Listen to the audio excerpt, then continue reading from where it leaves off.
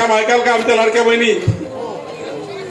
खरं सांगा, मी नागपूरवरनं मुंबईला गेलो, मुंबईवरनं नांदेडला आलो, नांदेडवरनं ईटला गेलो, ईटवरनं कोणत्या गावाची येणीगुरला गेलो, तिथून इकडे आलो आपसिंगेला.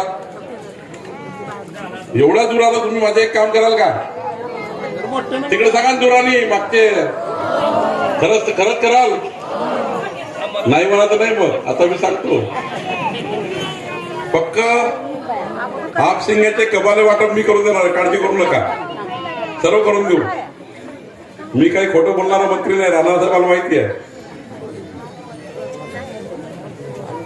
मग तुम्ही माझे एक काम ऐकाल, सांगू? 7 तारखेला सकाळी लवकर झोपून उठा. 7 तारखेला सकाळी लवकर झोपून उठा. तुमचा परिवार आणि तुमच्या आजूबाजूचे 10 परिवार. किती परिवार? जोरान सांगा ना, आता काय बिघडलं? किती परिवार? या 10 परिवाराला तुम्ही 7 तारखेपर्यंत सांभाळा. किती तारखेपर्यंत? त्यांना कुठं जाऊ देऊ नका. 7 तारखेपर्यंत तुम्ही 10 परिवार सांभाळा. कशा करता? कमला करता. तुम्ही 7 तारखेपर्यंत 10 परिवार सांभाळा. तुम्हाला पुढचे 5 वर्ष सांभाळण्याची जबाबदारी आमची आहे. पुढचे 5 वर्ष राणासाहेब आहे, मी आहे, देवेंद्रजी आहे, नितीन गडकरीजी आहे, आम्ही सर्व लोक आहोत.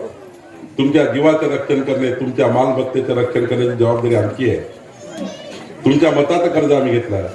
या 3 उमेदवाराला मताचं कर्ज द्या.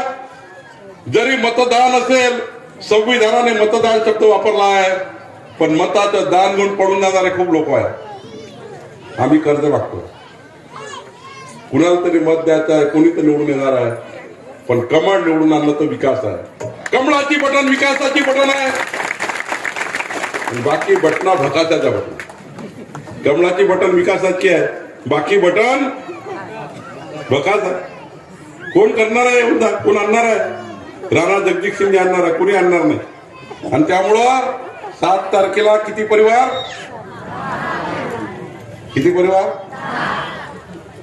7 तारखेला कुठे घेऊन जाल यांना? कुठे घेऊन जाल?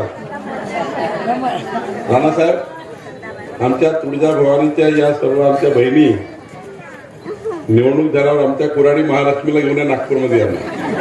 तर 7 तारखेला का आणू? 7 तारखेला मतदानाचा दिवस आहे. किती परिवार सांगितले? 10 परिवार घेऊन पुढे जायचं.